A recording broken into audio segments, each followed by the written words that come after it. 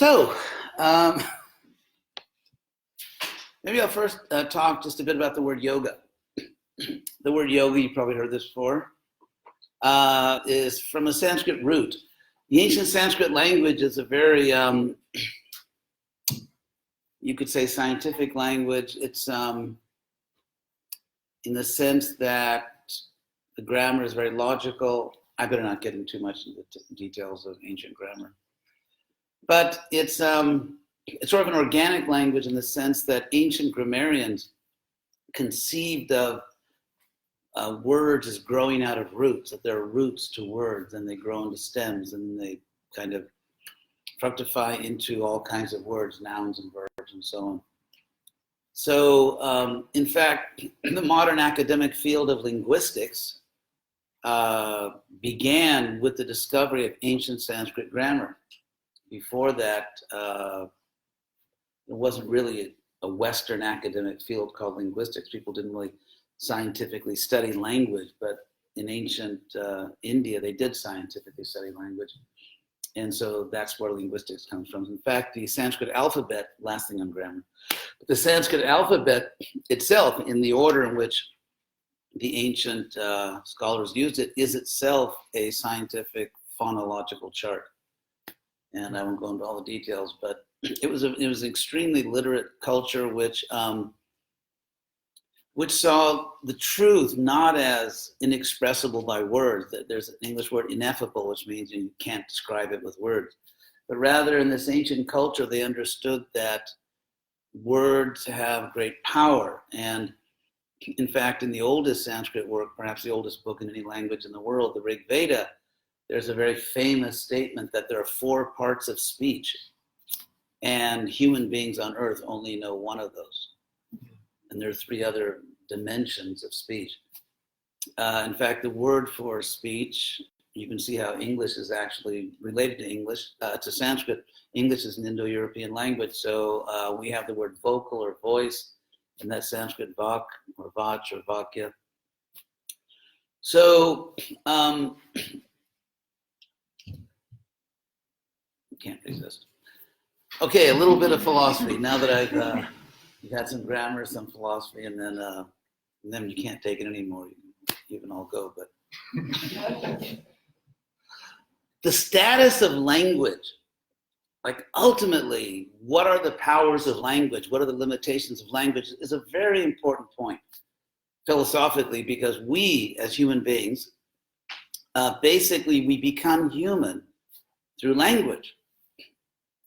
By hearing language, we hear concepts and ideas and relationships, and then we express ourselves. And so you can't really separate the process of becoming a conscious human being from the use of language. And so what's really at stake here, you can understand my American accent, right? So what's really at stake here is the ultimate nature, status, destination, or destiny of ourselves. Because language is very much a personal thing. You know, whether it's human language or the language of dolphins or other creatures, it's really, people use language when they are people, when they have a certain power of communication, when they have something to say, and someone else can understand what you're saying. And so language itself ultimately is intensely personal. And so if our present, and this is, by the way, a very powerful philosophical theme in the ancient yoga tradition. So this is not an age-related forgetting of what the topic was tonight. Because ultimately in this ancient philosophy that gave the world yoga and actually gave the world linguistics and gave the world some of the most sophisticated systematic philosophy in the world, this ancient culture, it was understood that if our present personal existence, all of us are people, that means each one of us is unique, each one of us is the center of personal consciousness. We have feelings, we have thoughts, we have will, volition. And so each one of us is a unique, irreducible person. So is that what we always are? Are we eternal, or are we simply temporary? Do we cease to exist when the body dies or not? And of course, in this ancient culture, the answer was a very powerful no. In fact, Krishna in the Bhagavad Gita, the single most important book in this tradition, gives an argument. It gives a sort of very simple argument to prove to you that you could not be, in every sense, identical with your physical body. And I'll give you a little idea of what Sanskrit sounds like. Krishna says, Dehi no asmin jatha dehi kumaran jovanam jara tatha dehantara praptir dhiras tatra namuhyati. Which means that just as in this body, in this life, we all have experience of reincarnation. You know, the Latin carne, flesh. And so to reincarnate literally means to re-inflesh. And that happens about every 7 years. So if you ask the question, because we are constantly recreating our body. I mean, at every moment, the pre-Socratic Greek philosopher, I'm sure you all know and love, Heraclitus, is famous for having said that you can't step in the same river twice. You cannot step in the same river twice. Interestingly, Heraclitus lived the same time as Buddha and Jinnah, the founder of Jainism. So all over India, and really even in China and all over, and in Europe, at least in South Europe, in the Greek civilization, there was this powerful idea that everything in this world is temporary. Everything is in flux. And that's actually the sense of Buddha's so-called voidism, or the emptiness. It doesn't mean there's nothing here. I mean, this is, this world actually exists, but the Buddhist idea was you can't point to any particular material object and say it's just that thing, because every object is constantly in flux. And we know that our bodies, I mean, if you know, atomic science and all that stuff, which you know that everything is constantly moving. And even, for example, this building is actually kind of, it's temporary, it's mortal, in a sense. And even though we can't perceive it because the process must be very slow, and it may take decades or who knows how long before it finally crumbles and falls, and yet that process is in motion. And so just as you can't step in the same river twice, trying to be very clever, I've come up with this saying that you can't breathe in the same body twice. Because if you know your biology and physiology and all that stuff, your body's, there's like an incredible number of things going on in all of our bodies. I mean, our bodies everything is in motion. Biologically, everything is moving. Each cell is, they've now found little engines in cells, like cells have little engines in them. But of course, no one designed that. We see spontaneously manifesting engines all over the place. But anyway, so the body is constantly in motion, and therefore, I mean, the skin, for example, if you do the mirror on the wall thing, the skin actually is completely replaced every 2 weeks. So, if I look in the mirror, and of course at my age, that's not really something I want to do, but actually every 2 weeks, the skin is replacing itself. So you actually have a new skin every 2 weeks. And so Krishna gives the example that we all can remember. He says, Dehi nosmin jata dehi, just as in this body, Komaram, we experience childhood, and then Jovanam, youth, adolescence. Now, our cute little baby body, I'm sure you were all very cute babies, so that little child's body, it doesn't just stretch into your adolescent body or adult body. It actually is a different body. It's actually a different body. So divide your age by 7, and that's how many times you've reincarnated in this life. And despite that, that's the physical reality. There's a psychological reality. And that is that we all know that I'm the same person. You know, if you just study the way we talk, often you can study the ways people use language to understand what's going on in their deep psychology. And so we say, I was a little baby, I was a child, I was the, and it was you. It was really you, even though it's a different body. So this is not rocket science, although I suspect rocket science actually isn't that complicated, but that's what everybody always says. So it's a different body, but it's still you. So therefore you logically cannot be the body, because like, which body? Because you've had several of them. So it's a very simple example which shows, if you just meditate on it, that you're not the body. So the next obvious question is, well, then what are we? And for thousands of years, great sages, yogis in that part of the world really focused on that. And they spent their entire lifetime in deep meditation. Some of them were great philosophers, great linguists, and they took it very, very seriously. And the conclusion of all this wisdom has been summarized in the Bhagavad Gita, which, as I said, is the single most important wisdom book that came out of India. Fortunately, it's a short book. It's very simple. The Sanskrit of it, I translated it. Infomercial alert. Yeah. Hi. Come on, I came from America. I've got to sell you something. It's their textbook. Yeah, you'd be disappointed. But okay, it's a textbook. So anyway, so that's the first point, that that we are, and that's very good news, because the body is mortal. And even if you have great faith in the future of bionics, at this point, the body is very much mortal. So to discover that you are actually not mortal, that you are immortal, is the best possible news. And what I find amazing, it's just like, it's one of the wonders of this world, that there are a group of people who are dedicating their lives to proving that they will not exist.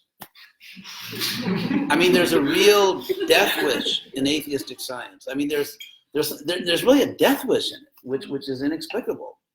I mean, I don't want to become an amateur psychologist and give you my opinion on what's going on in their heads, but they spend their whole lives and they become angry and disturbed if anyone suggests that they won't die.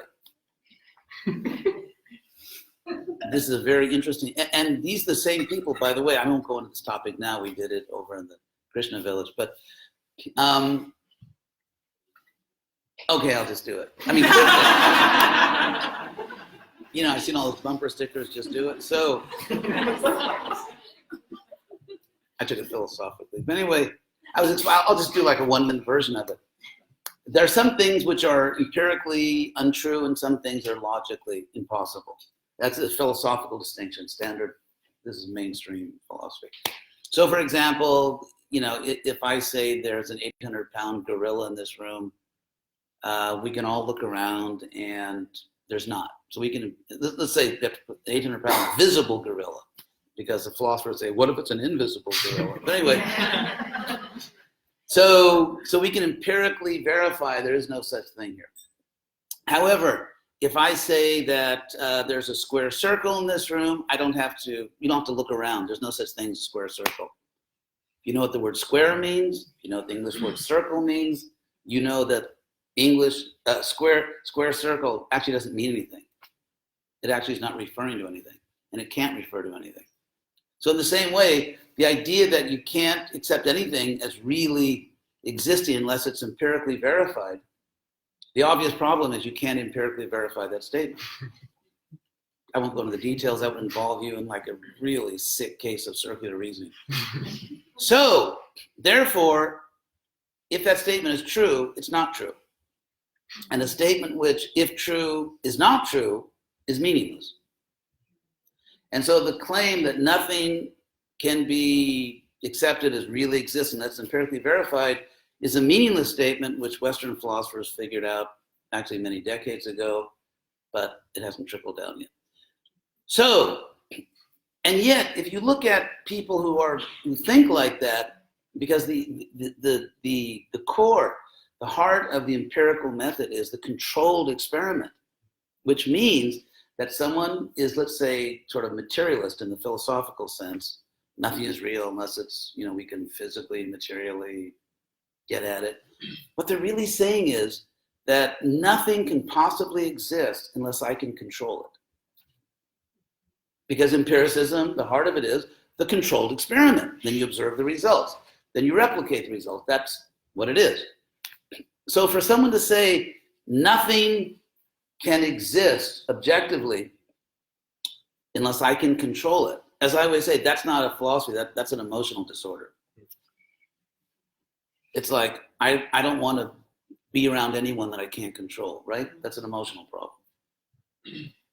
And so we're coming from this other culture which is open, which truly seeks knowledge, not control. Not just seeking control, it's actually seeking knowledge. And we have to be completely open to the obvious possibility that the truth, when we find it, is much greater than ourselves. Because frankly, take our own body.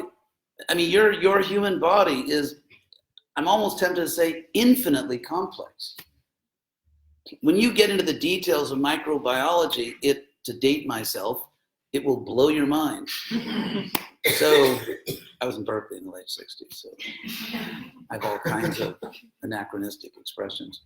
Anyway, but it really is, I mean, every human body is just, not why a human body, I mean, any other living creature, it's just, there's this almost infinite complexity, this design which goes far beyond what human beings can, we're just discovering, over 100 years of biology, thousands and thousands and thousands of really brilliant scientists, and they're still just figuring out how complex it is. So obviously that just, things like that just arise automatically. Just kidding. So anyway, since we can't build things like human bodies, we can't build universes, we can't do that stuff. And so therefore, and since there's practically an infinite amount of just intelligence all around us, we live in a universe of art. I mean, look at anything closely. Look at snowflakes. Look at water. What do they call them? Crystals, yeah. Or one thing, probably the most psychedelic of all of these is the sand grain. If you look at those big Google it. Actually, or what was that? What's the Microsoft one? They don't Google it. Bing, yeah. I don't want to endorse. So anyway, look up sand grains, and it's unbelievable. Like every sand grain is like a jewel. They're different colors. There's these amazing, and so everywhere you look, if you look closely enough, you find art. They've taken when the grasshoppers or crickets, that's right, when they rub their legs together, make that sound that everyone loves when you're trying to go to sleep. So what they've done is they've compared the ratio of a cricket's life to human life, which is much longer. And by that ratio, they've slowed down the cricket thing, and it actually sounds like Gregorian chant. It's like classical music. And so the point is, wherever you look in the universe, you find art. Wherever you look in the universe, you find inconceivable intelligence. And therefore, it's a pretty good bet. If I was a betting man, it's a pretty good bet that something out there has a higher IQ than us. Really, that's a safe bet. And so, if I'm trying to understand something greater than myself, I cannot subject it to controlled experiment. That's a logical contradiction.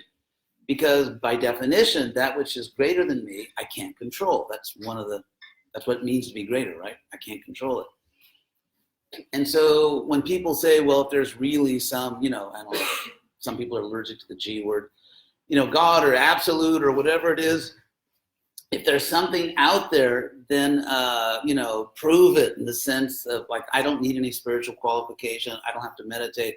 I don't have to come to higher consciousness. Just okay, I'll give you 10 seconds. There's something really grossly irrational about this. Because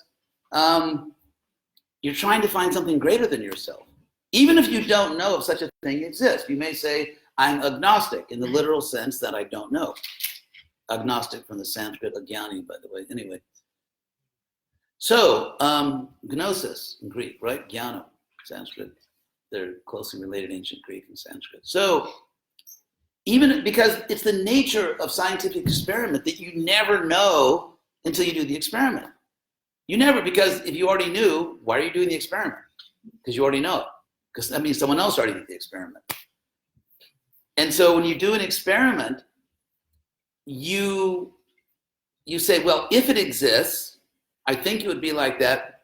So how would you detect that? Like if there is such a thing, whether it's a brown dwarf or some subatomic particle or whether it's some divine being, if it exists, and I don't know, how would I detect it? And that's how you design experiments. Experiments are designed. And they're designed to match what you presume to be the characteristics or features of the thing you're looking for. That's just like, this is very simple stuff.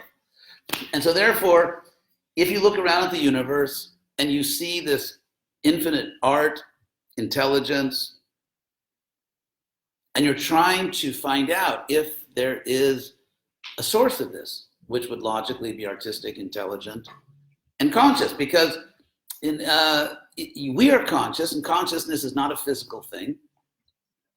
There's no physical object which is consciousness. Think about it. Just this is what yogis have done forever. This is what Descartes did, actually. Francois, if you're a fan of 17th century French philosophy, anyway, I know many of you are. So if you think about consciousness, it's not a physical thing. It's consciousness. It's awareness. It's a completely different type of thing. And so it'd be very disappointing to find an unconscious divine being. It's like, what would you do with it? Really? What would you do with it? And so it's like in Vedanta or the Brahma Sutras. Vedanta Sutra is kind of like the elite philosophical school of this ancient Sanskrit culture. And it begins by saying, Atato Brahma Jigyasa. That's the first sutra. Sutra, like Yoga Sutra. Sutra is cognate with, linguistically connected to the English word so, or like a suture, like a stitch.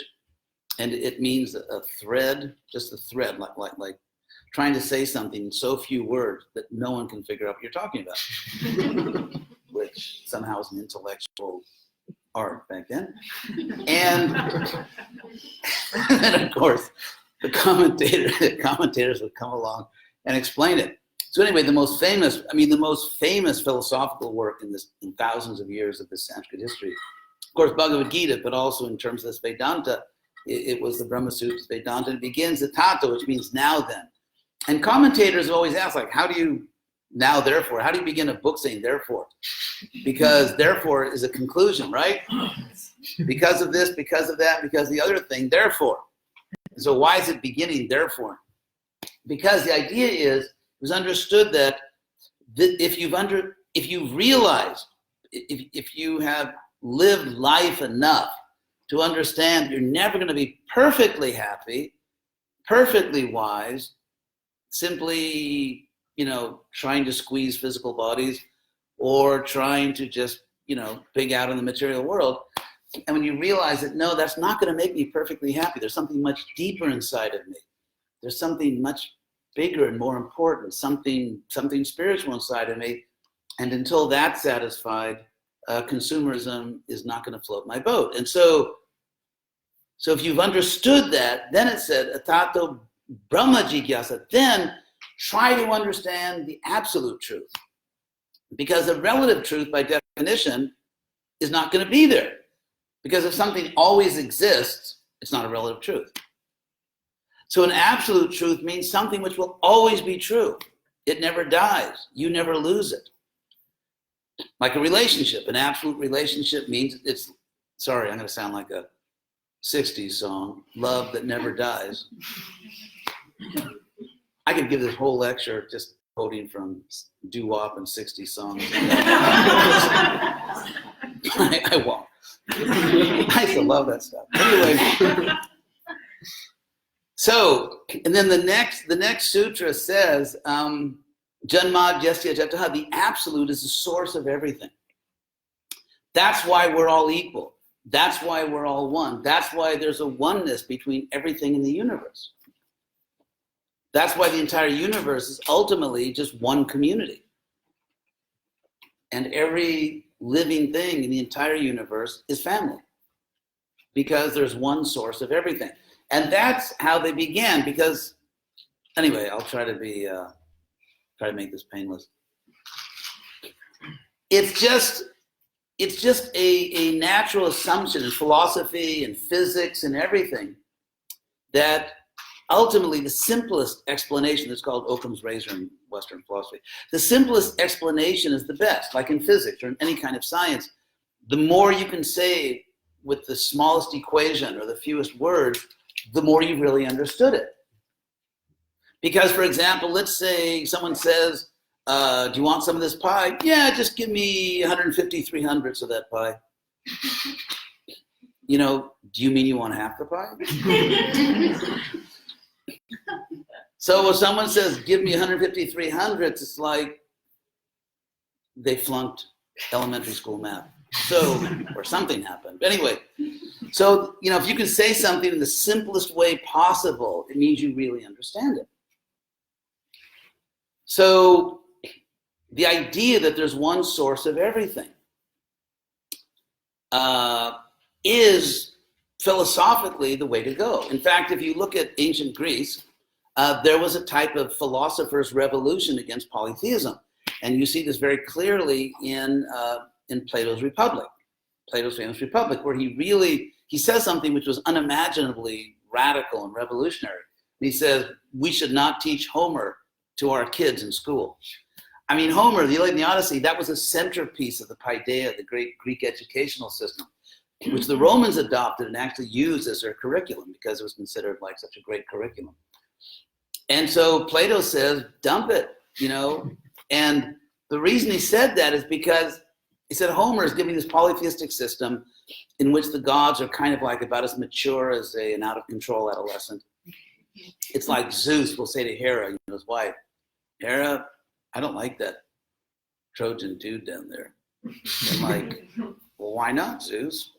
I just don't like him. I think he's a creep. I'm just going to kill him. But why? It's like there's no moral equation here. There's no justice. There's no morality. It's just like, man, I don't like you. And it's just like these petulant adolescent gods just kind of messing up the lives of human beings. And Plato said, God can't be like that. I mean, this is ridiculous. It can't be like that. If there is a God, it can't be like that. I want to make one distinction. But by the way, everything I'm telling you is kind of coming from this ancient literature. I'm just sort of modernizing. And that is what most people don't understand when they say things which historically actually are not well researched, like religion has been the cause of most of the wars and blah, blah, blah. I mean, it certainly has been a lot, but not in the Greco-Roman world. I mean, the Greco-Roman world existed for a very long time. They didn't have religious wars. I mean, the Romans weren't fighting to bring Zeus to other people, or Jupiter. I mean, the Roman Jupiter. I mean, there was no such thing as religious war. If you look at Asia in general, India, there was no such thing as religious war. War was a political tactic, not a nice one, but it was a political tactic. They didn't have holy wars. That came from, anyway, it came from the Middle East, and it came into the West from the Middle East, but in the Greco-Roman civilization and in pagan Europe, you know, honk if you love pagans,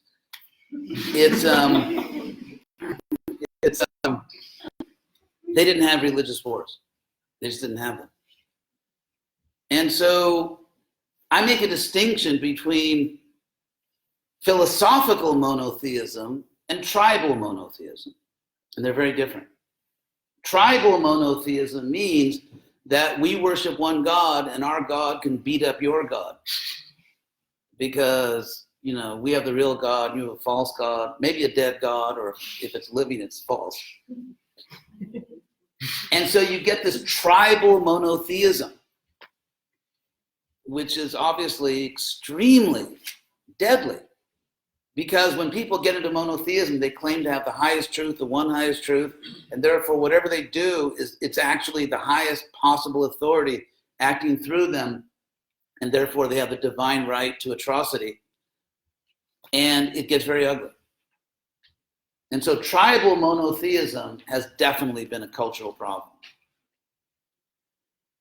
Until finally, in the West, they just said no more, and they just secularized society. There was this huge movement to secularize society to stop all this craziness. And then of course, they moved on to bigger and better things like secular industrialized wars. That's another story. Because they gave up the tribal monotheism. They couldn't give up the psychology. That's another topic. So then there's philosophical monotheism. Philosophical monotheism simply means that you reason your way to the understanding that there's ultimately one supreme source of everything. And that's why all things share existence, because if you think about it, there is one quality called existence that we all share. And we all actually exist, even though we're all unique. But if we, apart from all the details of our existence, simply the fact of existing, we all exist in the same way. And that's why we all are in the same dimension. Because we all exist in the same way, in the same dimension. In fact, all things that exist, the universe is multidimensional, but apart from that, even if you look at that multidimensionality of the universe, it's still all one final existential system, and it all works together. So why is that the case? If the why question bores you and you'd rather, play golf or something, this of course won't be interesting. But if you actually are interested to know, where does this all come from? Why does this all exist? Why do I exist? Then frankly, the greatest philosophers, whether they were in India, whether they were in Europe, wherever they were, they came to this conclusion, because those are the two places in the world where actually independent and systematic and complete philosophical traditions arose. That's just a historical fact. So they came to the idea of a supreme source of everything. The source of everything. And so, because this is philosophical monotheism, if I meet you and I find that you share the same philosophical idea, then yeah, we have the same idea. It doesn't matter what I call God, it doesn't matter what you call God, because what we're concerned with is having the right idea, the right concept. And if we share that concept, then we're on the same team. Whatever your sacred history is. Like your sacred history can be that the Son of God appeared in this place, or the prophet of God appeared there, or God appeared here or there. And so, history is unique because historical events are, one time only, unless you have one of those bizarre philosophies of the endless repetition of history, in which case I'm going to become very freaked out because I've done enough stupid things in my life. I don't want to do them again. So anyway, so in philosophical monotheism, there's no question of fighting over it, because we each can have our own unique historical narrative through which that ultimate source manifested in this world. And the more narratives we have, the richer it gets, not the more like we need to fight over this. In fact, if I can go back to one fine young man, Alexander the Great. He was a fine young man in the days he wasn't killing people, but actually Alexander had this idea, which is very interesting. He was very modern in some ways. He had this idea of religious syncretism, which means that, for example, Jupiter, which is actually a Sanskrit word, Jupiter, Jew in Sanskrit means heaven, and Peter means father, like paternal. So Peter means the father of heaven. But so the Romans said Jupiter, and the Greeks had Zeus, and everyone else had some other name, and they each had their own unique little stories their own unique little historical epiphanies or revelations of God. But Alexander said, well, wait a second, everybody. It's, we're talking about the same thing. We just all are looking at it from different points of view. We have different names, no problem. Because Alexander had this one world program. He wanted to unite the world. He realized that if we kill each other over religion, it's just, the world's never going to be a nice place. And so therefore, let's just have enough respect for other traditions to see that they're basically doing the same thing in their own way. And the Romans totally, I'm not going to say bought into it. I hate these capitalistic metaphors. Bottom line, buy into, it's a little too commercial. But the Romans really embraced this. The Romans were the great team builders, the great organizers. I mean, they didn't just brutalize everyone. They selectively brutalized some people, but but I mean, if you study how Rome actually took over Italy, that wasn't easy. That took a long time. They were really like social engineers and aqueduct engineers and team builders. And so they loved the idea of religious syncretism. And the Roman emperor, and you get to the imperial stage of Roman history, actually would send donations to all these different religions, including Jerusalem, the temple in Jerusalem, so that a sacrifice would be done or prayer would be offered in the name of the emperor. Because the Roman point of view was there are many channels to divine power, and you could never have too much divine power. And so therefore it was this huge sprawling empire. It had hundreds of religions. It's very well known that the ancient world, the classical, Greco-Roman world, was much more like us than, say, the medieval world, or even the Renaissance world. They were much more modern. They thought like us. They talked like us. If you read ancient histories, they really kind of thought and talked like we do. They were totally into religious tolerance and religious freedom, and they were totally multicultural. Roman culture, the Roman Empire had dozens and dozens and dozens of different cultures, and it all worked together. That's why they were so freaked out, another nice pop expression, when Middle Eastern religions came and they were fanatics and said, we have the only true religion, everyone else is worshiping a false god, a dead god. And the Romans thought, oh my God, this is like, what about civilization? I don't mean to bash any religion. This is real history. You can see it, for example, in the historical writings of Tacitus, one of the greatest Roman historians, near contemporary of Jesus. And he's really worried what's going to happen if religious fanaticism comes into the empire or spreads in the empire. So the reason I bring up all that is because if you look at history and their philosophical monotheism is a real thing. It's come back now. We're kind of going back to some of the good basic pagan values without hopefully, getting into some of the nasty things they did. So philosophical monotheism, philosophically, that's where philosophy leads you. That's where human reason leads you. It leads you to the simplest possible expression, which explains everything. The ultimate theological equation.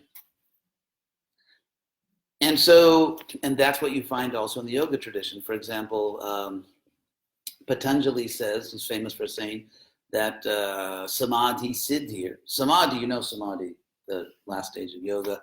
It's actually 3 little Sanskrit linguistic items for the price of one. Prices are slashed. It's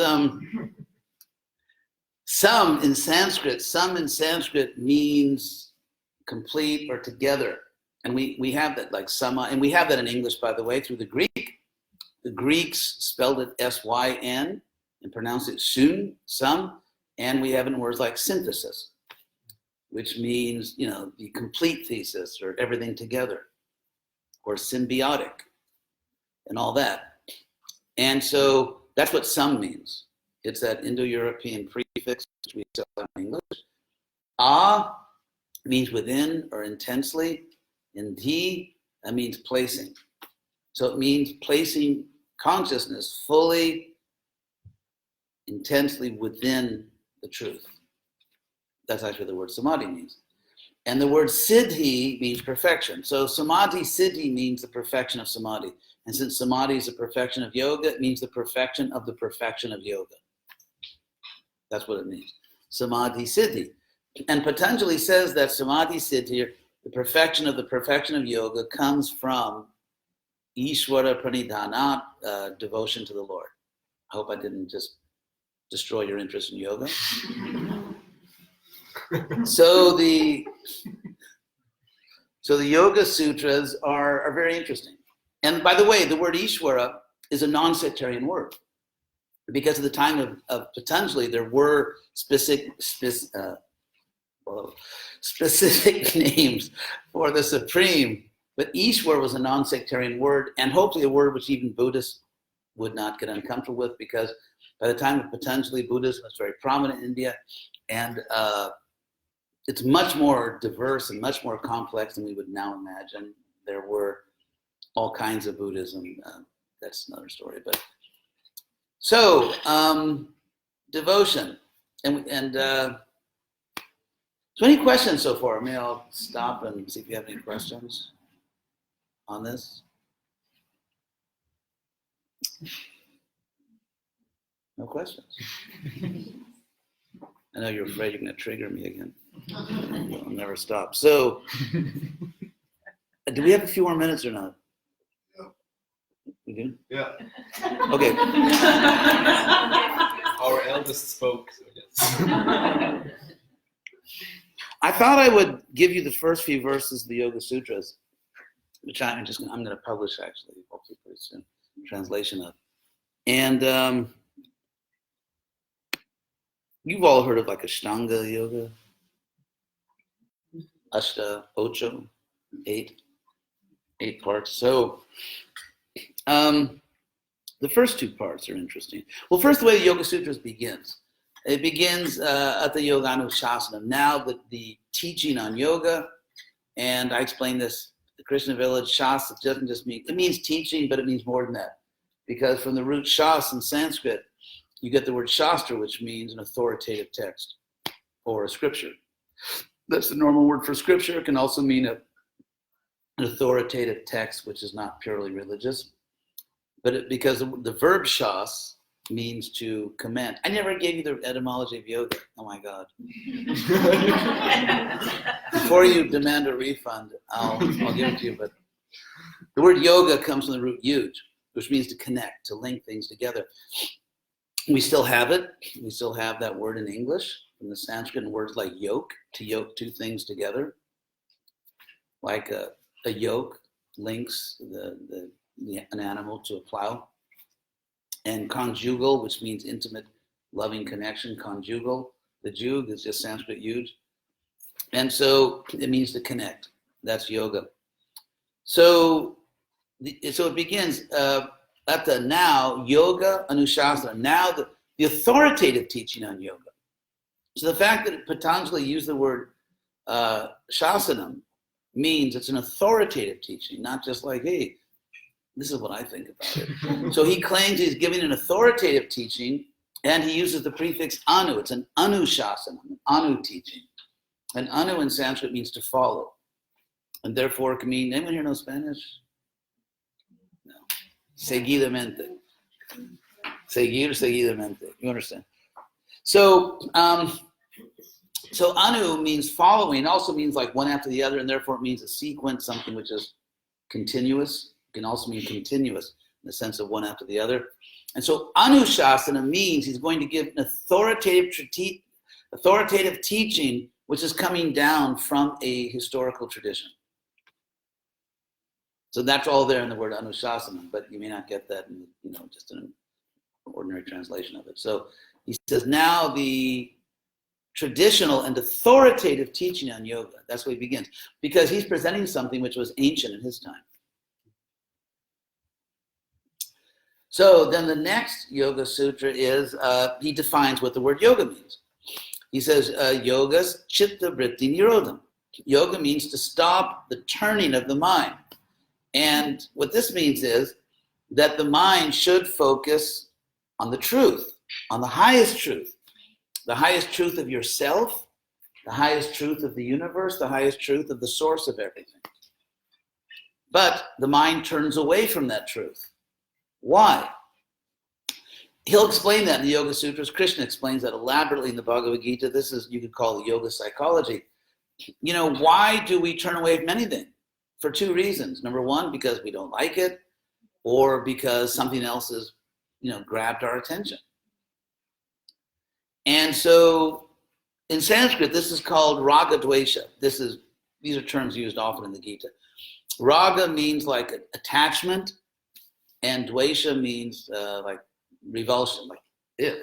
That's dvesha, like you hate something, you don't like it. And so, we all seek pleasure, we all try to avoid pain, whether it's emotional pain, whether it's physical pain, whether it's emotional pleasure or physical pleasure, we seek it. And that's just the nature of our existence.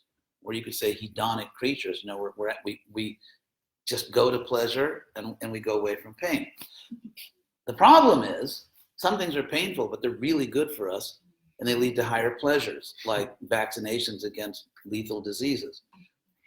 And some things, I think everyone in this room is old enough to know that all that glitters isn't gold, that some things seem like they're going to make me happy, and they really, almost ruin my life. Or, I'm sure everyone's had that experience. It's called true love.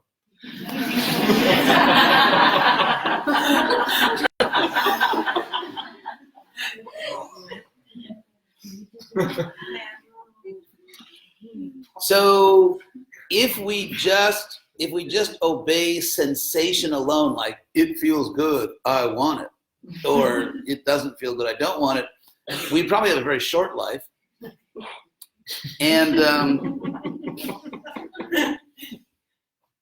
not a happy one. So, that's what experience is. Like, School of Hard Knocks.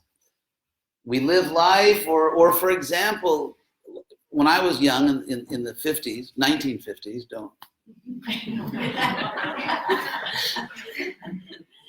get that straight. So,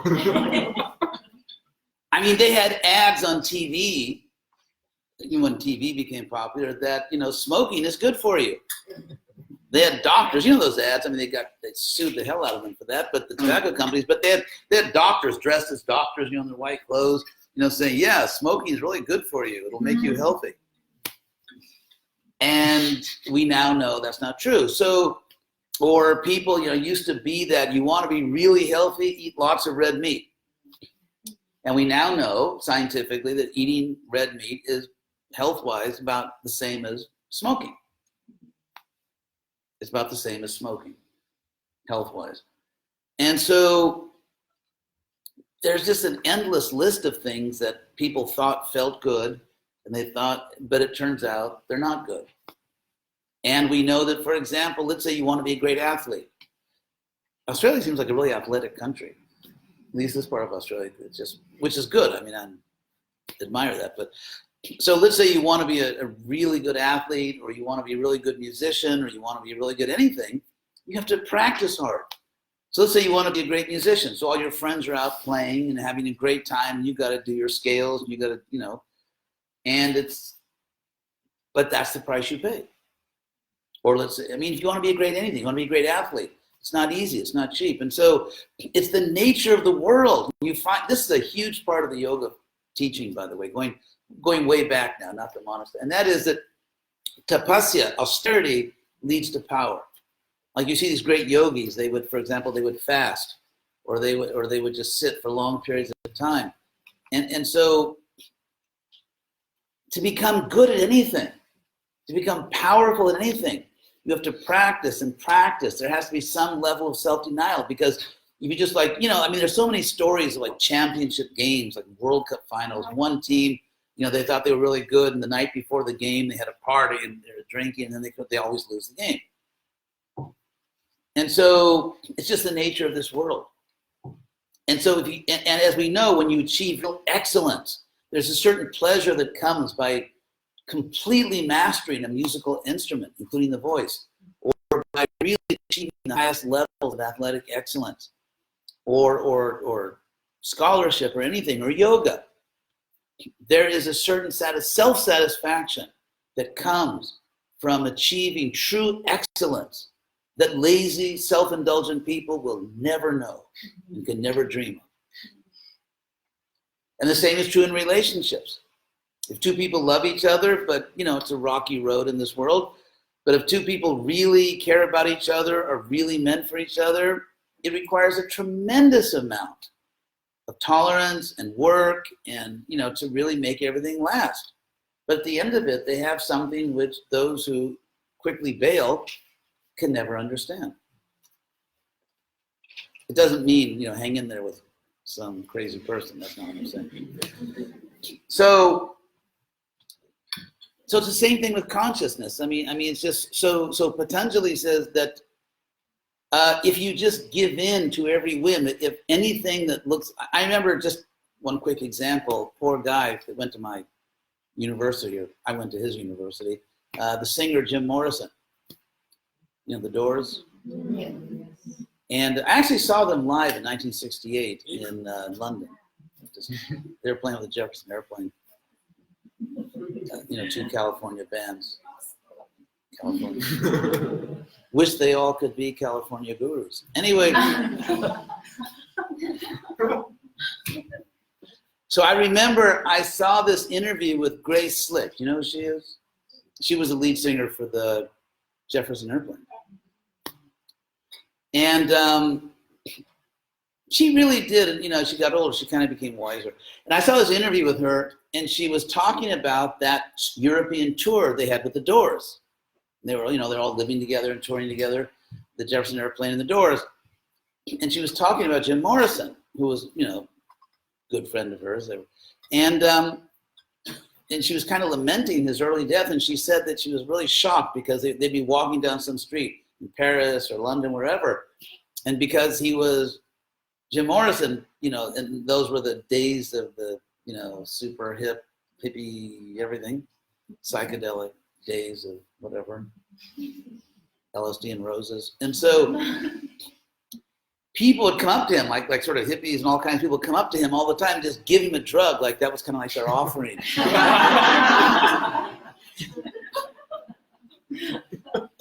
And she said what really shocked her, even back then, because she was certainly, out there in psychedelia land. And what she said really shocked her was that Jim Morrison, whatever anybody gave him, he just popped it in his mouth. I mean, clearly he was not going to live a long life, and he didn't. So what I mean to say is, you can't function just on the level of sensation and whim, and I feel like there's need for intelligence. And that's why Krishna in the Bhagavad Gita describes this path of bhakti yoga, the path towards pure love, as the yoga of intelligence, the yoga of spiritual reason, of understanding things and knowing what's really good. And Krishna says in the Gita that when you have spiritual intelligence, you know what is actually beneficial. Just like when you eat, that certain foods may taste good, but they're going to kill you. And so it's a question of just being smart and knowing how to conduct your life. And so, so that the mind turns away from the truth because something seduces us, which is not the truth, and therefore it's not really going to make us happy.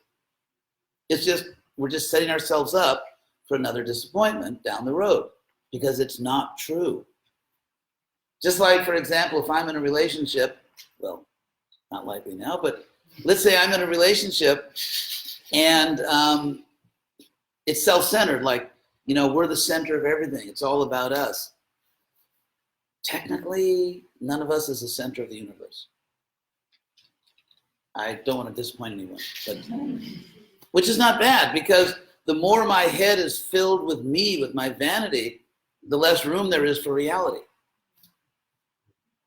And the more I am not just full of myself, the more space there is in my consciousness for the universe or for God. It's like there's this unlimited space in my mind to perceive all the wonderful things that exist, because I didn't fill it all up with sort of childish vanity.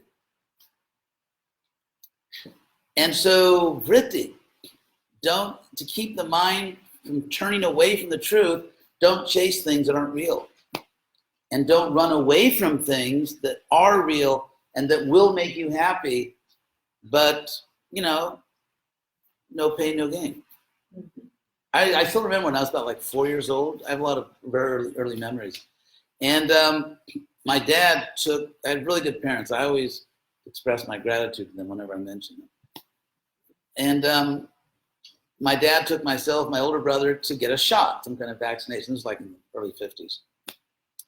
And we went into the clinic, and then they took my older brother first. He was like a year and a half older than me.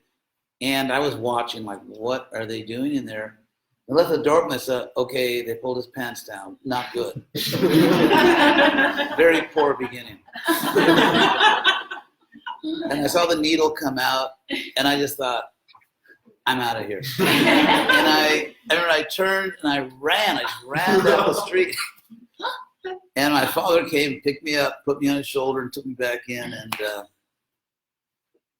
so the thing is, try to understand. I mean, I don't mean torture yourself. I don't mean push yourself to the breaking point. I don't mean anything like that. Within your own limits, within what is healthy for you. Pursue what is true. Avoid what is not true, even if what is true seems a little and what is not true seems really tasty.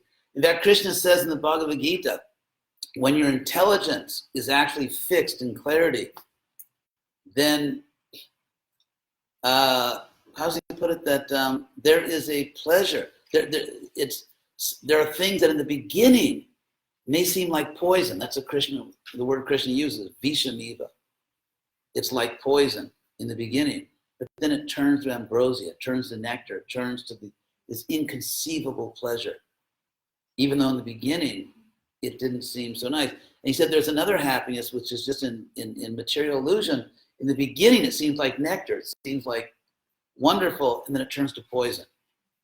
I mean, we all know how many times something seemed to be wonderful and turned to poison.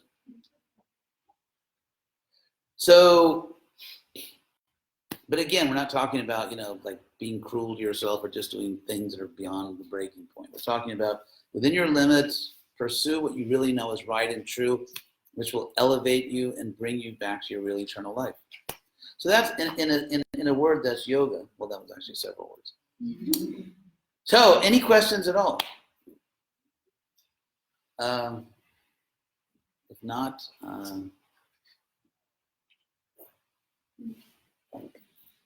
yes. How do you tell the healthy limitations from those unhealthy ones?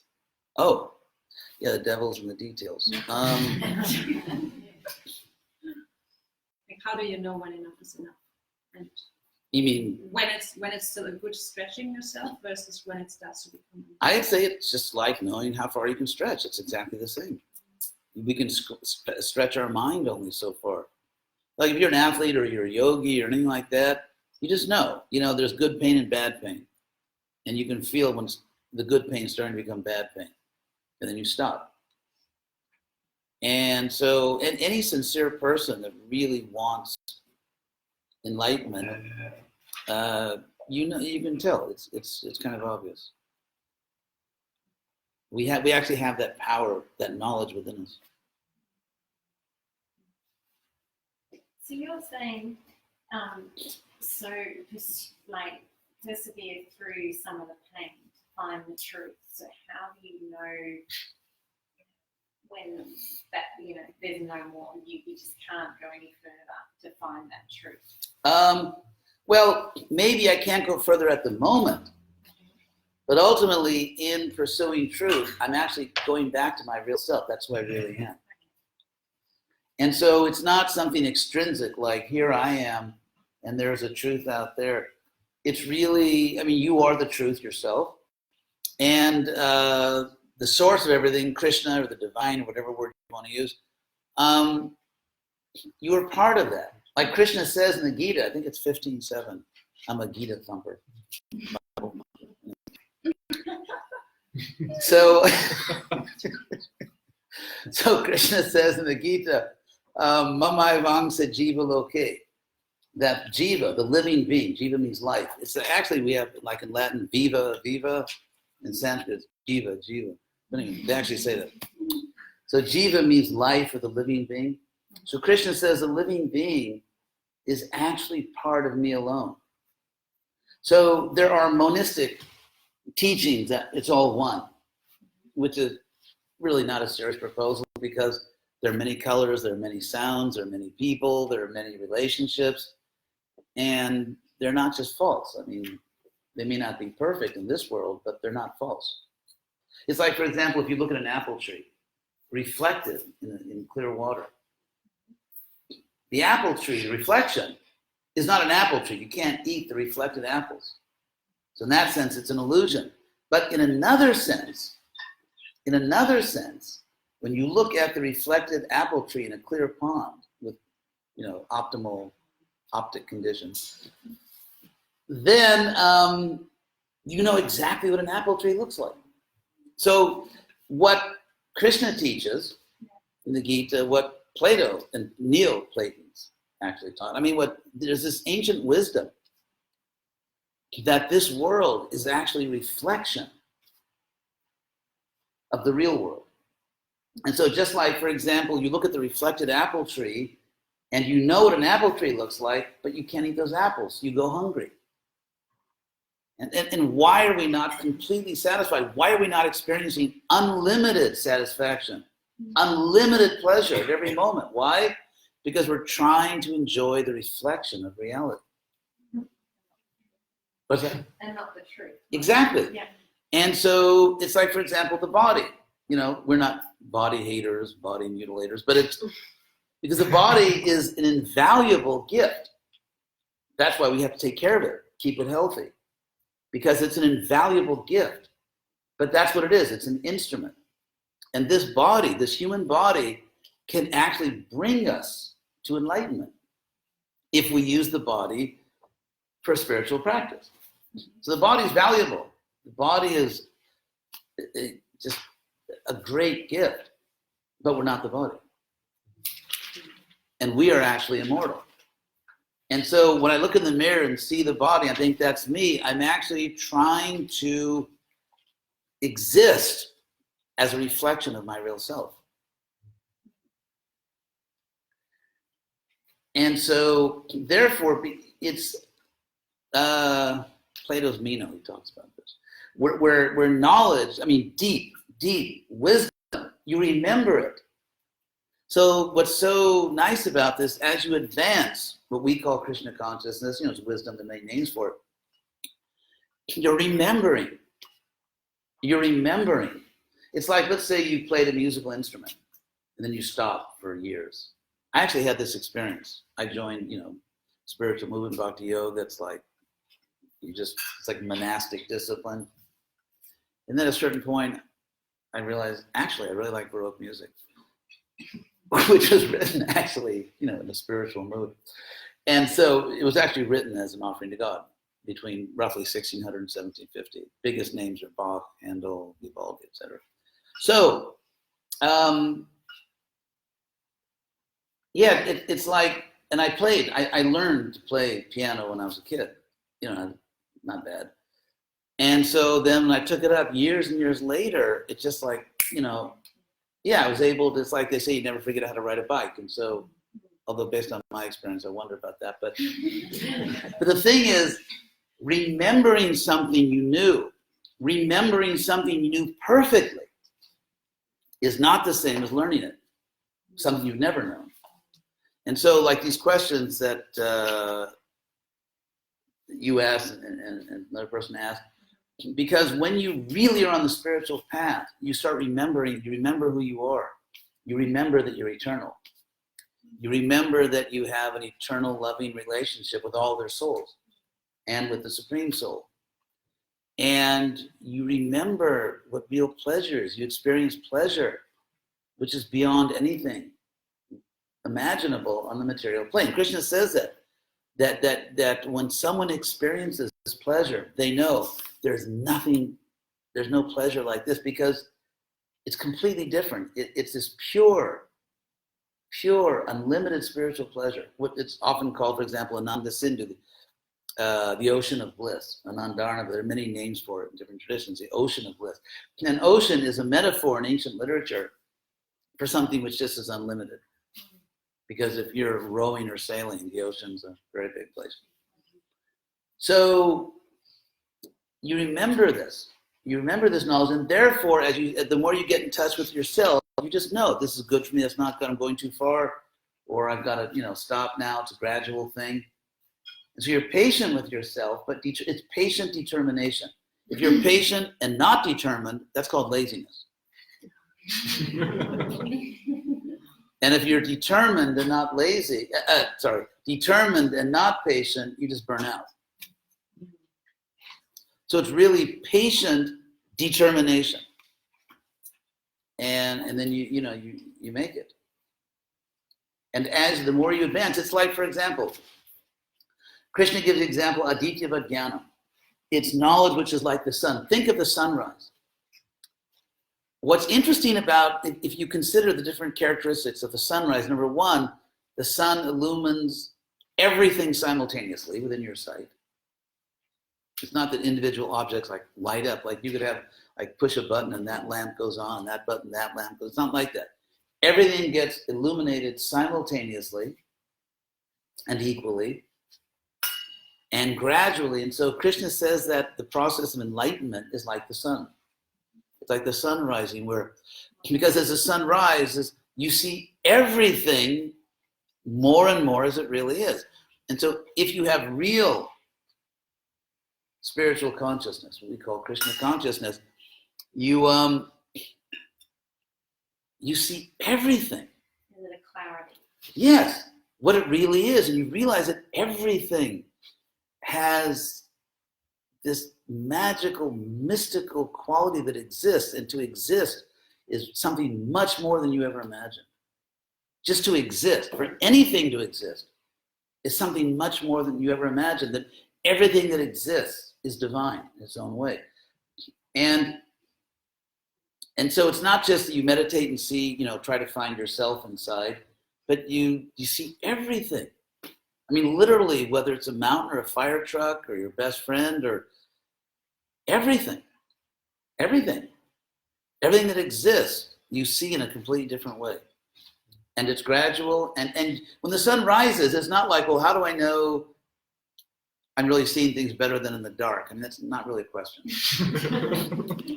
Some things it's what's called in Sanskrit svata pramanyam. It's a philosophical term. In English, it's called self-evident. It's like to give a simple example, why do you believe there's a real world outside your mind? You can't prove it, right? You can't prove there's a real world outside your mind, because any proof you engineer could just be mental tricks. And yet all of us believe there really is a world outside our mind. Why? Because the experience is so powerful, it's so real, that there's no other reasonable explanation for what we experience than that there's a world out there. So in the same way, there's a spiritual world out there. And you experience it with even more self-evidence. And then you find that this world is just a little part of the spiritual world. It's sort of a little corner of the spiritual world where people can, take their best shot at trying to be God, or take their best shot at trying to be the center of everything. And when you get, it's obviously futility. And when a person gets tired of, this fantasy that I'm the center and wants to give reality a chance, then you take your spiritual practice, and then even this world is part of the spiritual world. So we're in the spiritual world right now. We just don't know it. I used to give this example. One time we have a farm, Bhakti Yoga farm, Krishna farm in near the University of Florida, Alachua County, Florida, and I lived there for several years. And one time in Florida, the earth is very sandy, and which is good because nothing ever gets muddy, but sometimes you miss earth. But anyway, so one time I was walking around the farm. I was in charge there. I was walking around the farm, and I just sat down on one of these sandy little trails, and this ant marched up and start walking on my arm. That's the end of the story. Wasn't that interesting? No, but what I realized a few things. Number one, that in one sense, the ant actually knew much more about my arm than I did, every freckle and hair. So I realized that ant knows the terrain of my arm in a way that I'll never know. I also realized the ant has not the slightest idea it is an arm, that it belongs to a human being, or even that ant is an ant. And so despite that advanced knowledge of the terrain of my arm, the ant had no idea where it was. Absolutely no idea. Yeah, and so in the same way, in material consciousness, in our normal consciousness, we have absolutely no idea where we are right now. We are actually in the body of God. And so we're like the ants. We have no idea where we are right now. So as you start to advance in consciousness, you realize you have, I guess, like this supreme, oh my God moment. But as we advance in consciousness, you begin to realize everything. You remember everything about who you really are eternally. Good news. You know who you really are and what perfect relationships are, what real love is, pure love. And you grow back into your real life. So once you're on that path, you just know.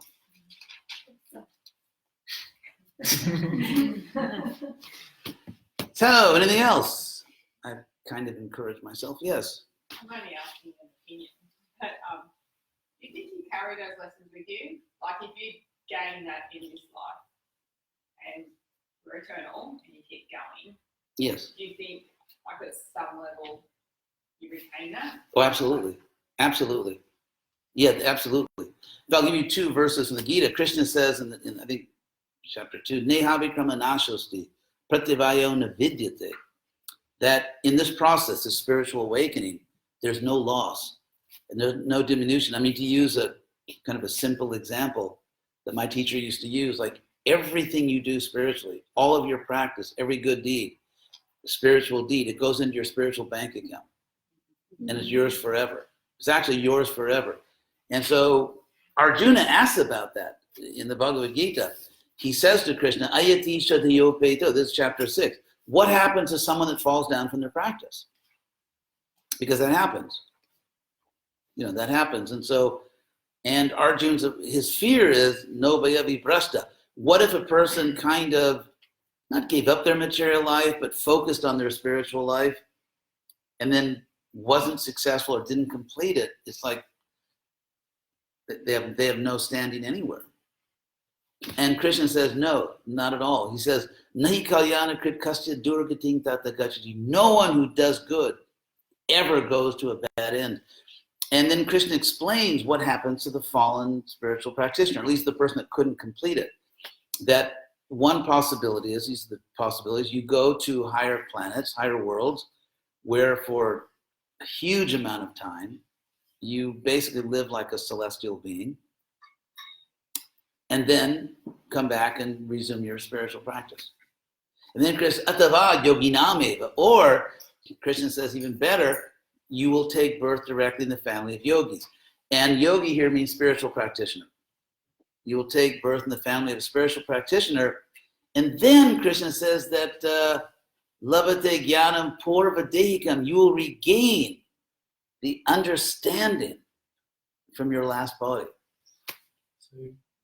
And he also says, Purvabhya Sena type, like why is it, like all of you, for example, like why are you here? You could be at some, horrible event, like an illegal rooster fight or something. I mean, so the fact that you're all here means that you have a higher understanding. Actually, it means that. And so Krishna says that it's purvabhyasena, by your previous practice. meaning a past life. By your previous practice, tenaiva, by that alone. By that alone, hriyate, you are simply carried back into a spiritual practice. Avasha, it's really interesting, the word avasha, vasha in Sanskrit means control. So avasha, without control, meaning it's almost involuntary, just like I have to do this. Like some things you say, I don't know why, but I have to do this. Or you may know why, and I'm just drawn to it.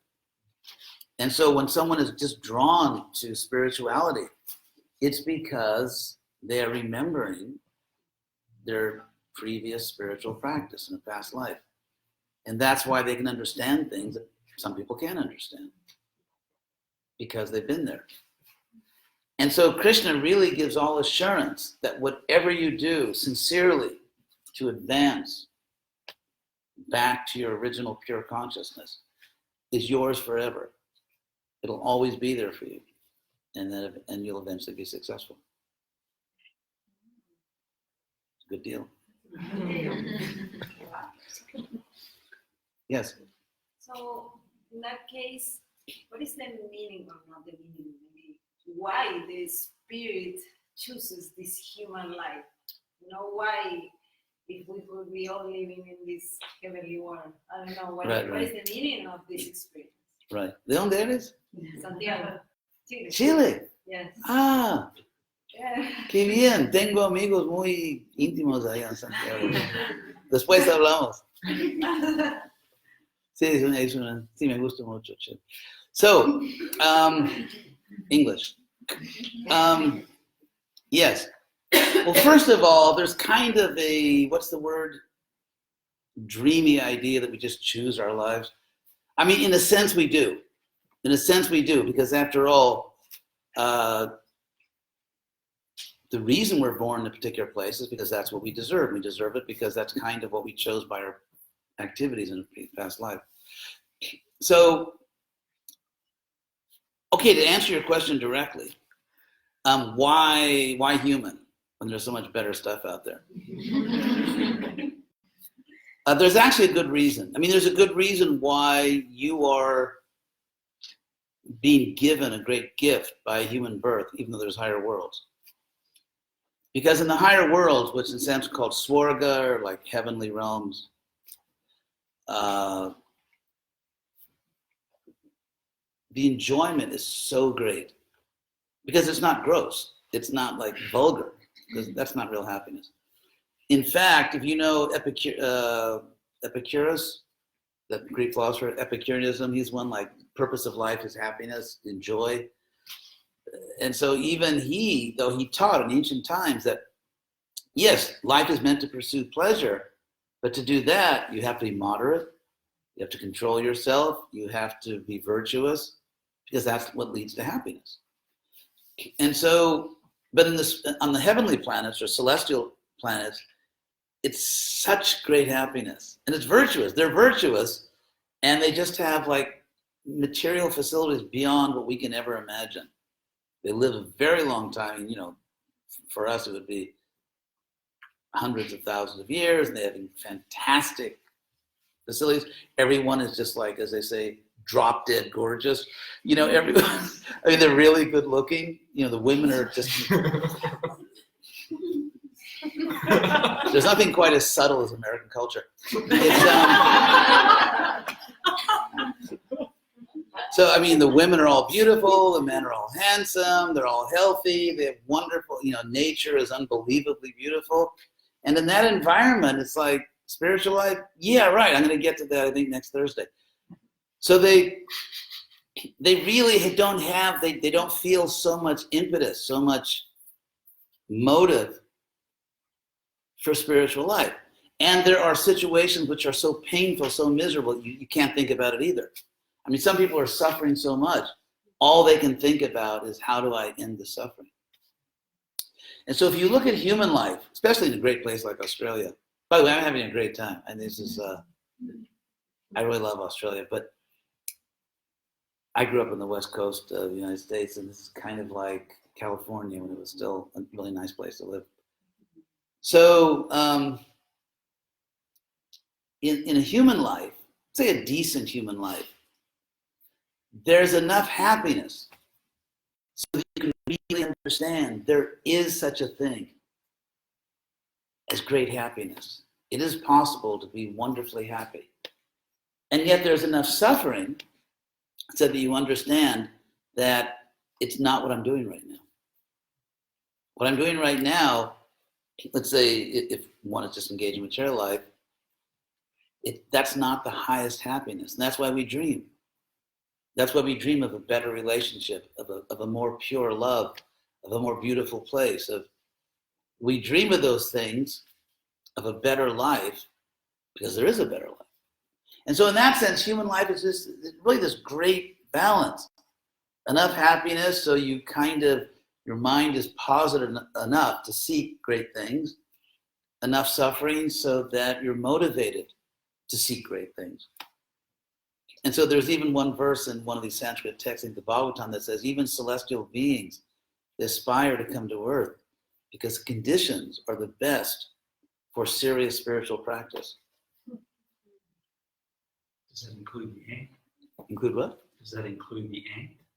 The ant. On your arm. The ant. Oh, the ant. Mm. Oh, the ant. Ant probably not going to do yoga in this life. Thank you for pointing that out, because actually it's what these ancient texts really say is that human life on earth, would you rather be an ant? It's so being an ant is not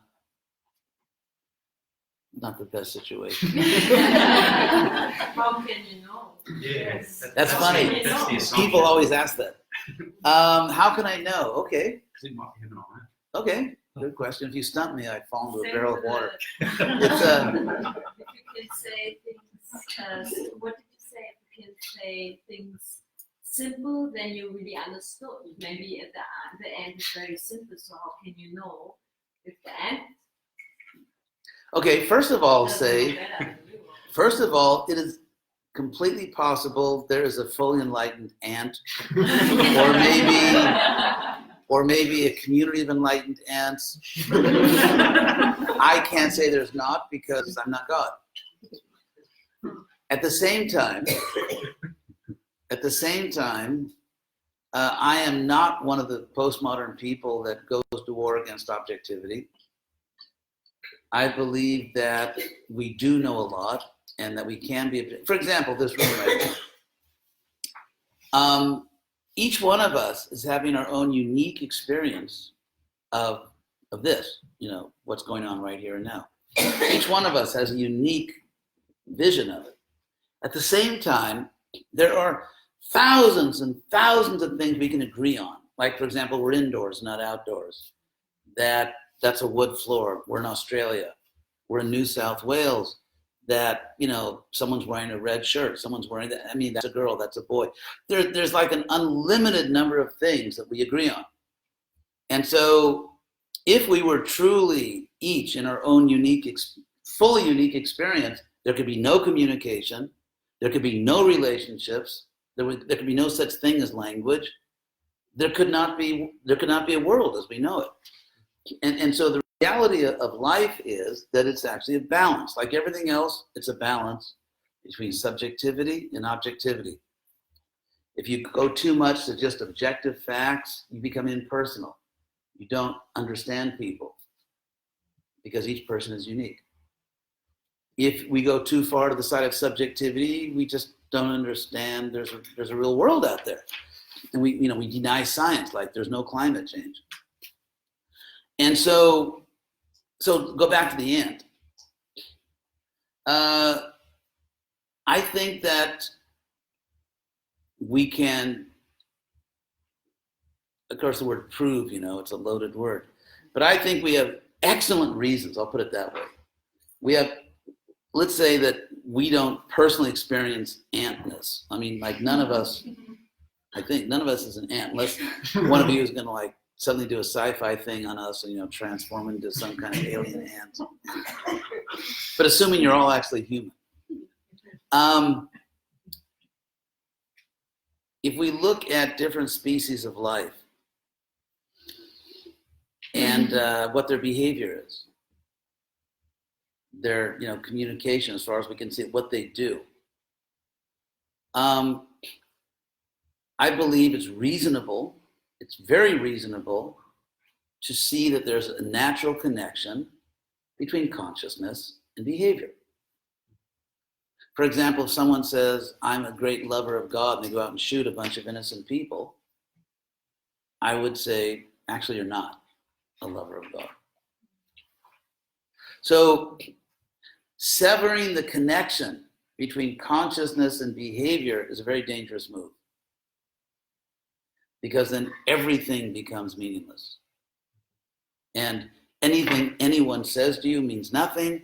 Anything anyone does means nothing, because that's just behavior.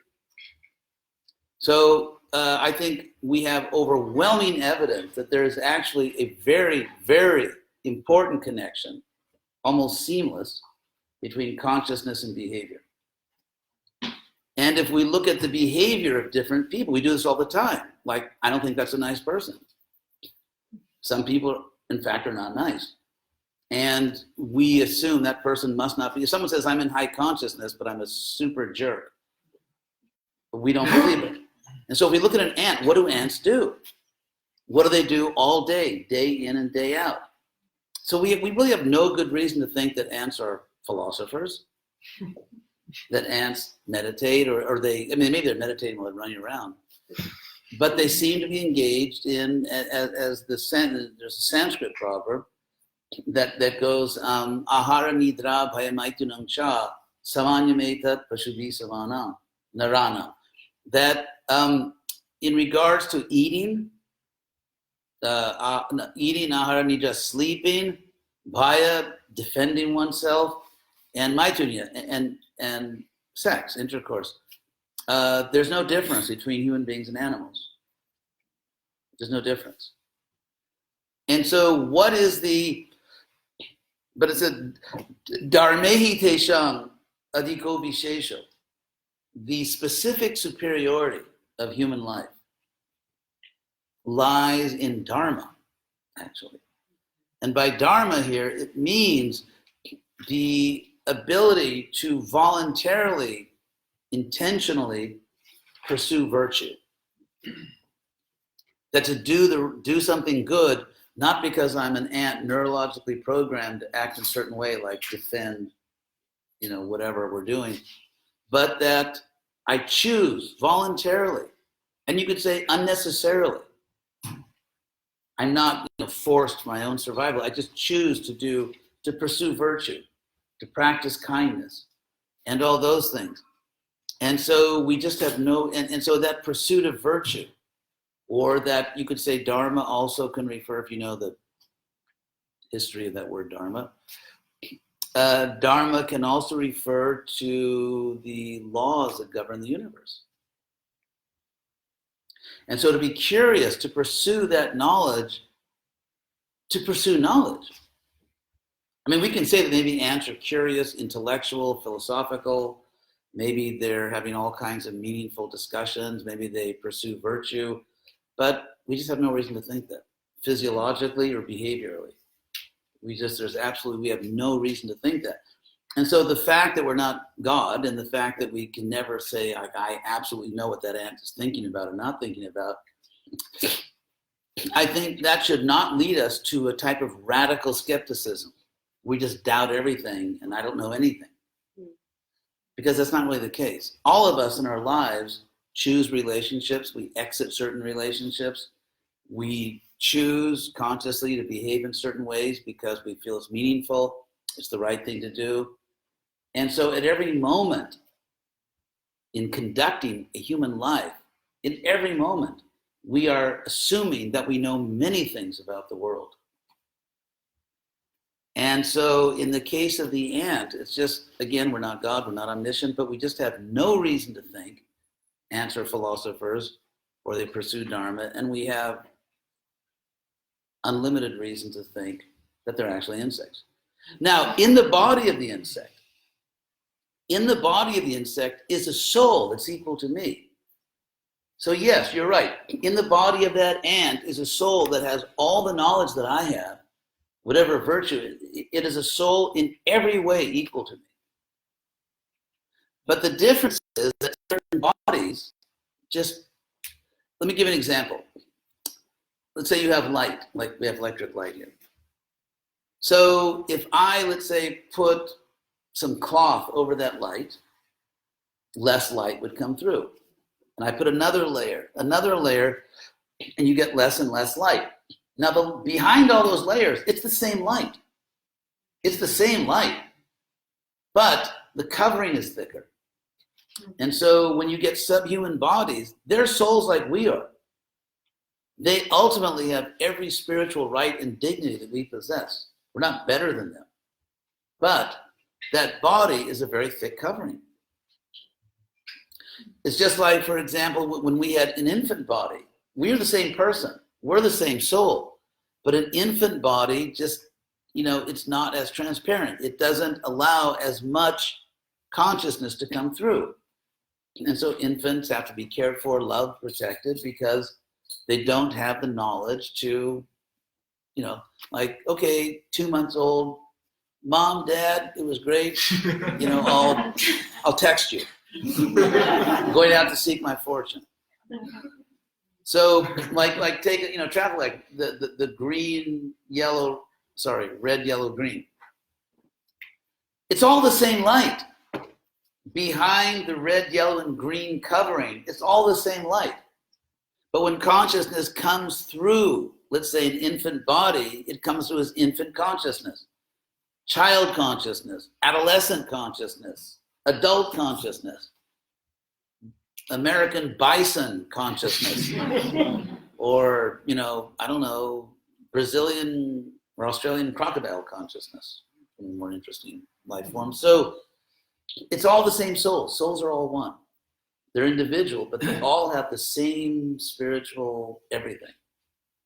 But that consciousness is being filtered through different screens. And so the human body, not always only the human body, but in general, these are general principles.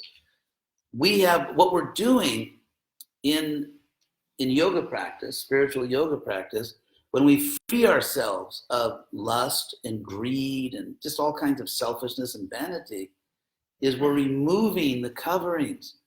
We're peeling off the layers that are covering our pure consciousness. And as the layers come off, more and more consciousness comes out, more and more light. And that's why when Patanjali says yoga is to stop the mind from turning away from the truth, so that's what we're doing. We're just uncovering ourselves, or to use another word that means the same thing, discovering ourselves.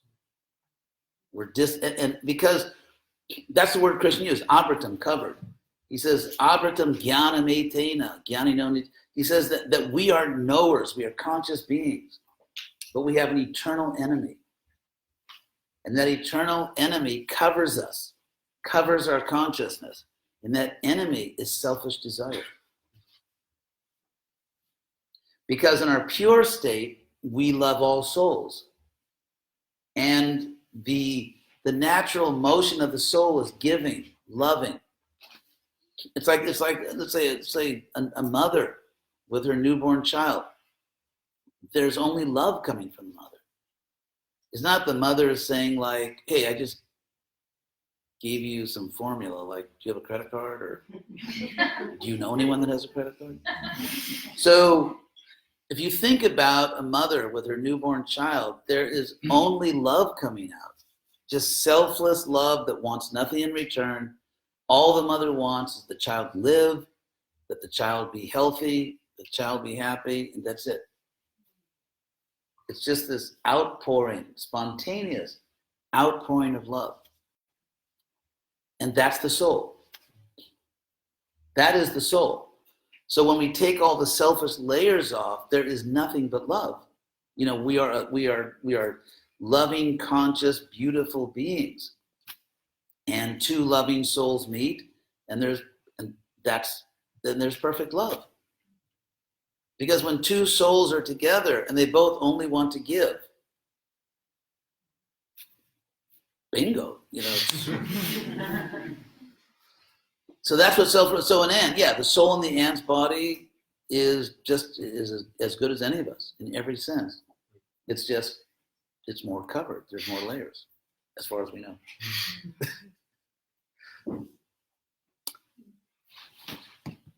Anything else? Going. Anyway, thank you all very much. I mean, honestly, I'm having a wonderful time here in Australia. First of all, because every day I just see so many really nice people and beautiful countries. So thank you all very much. Thank you.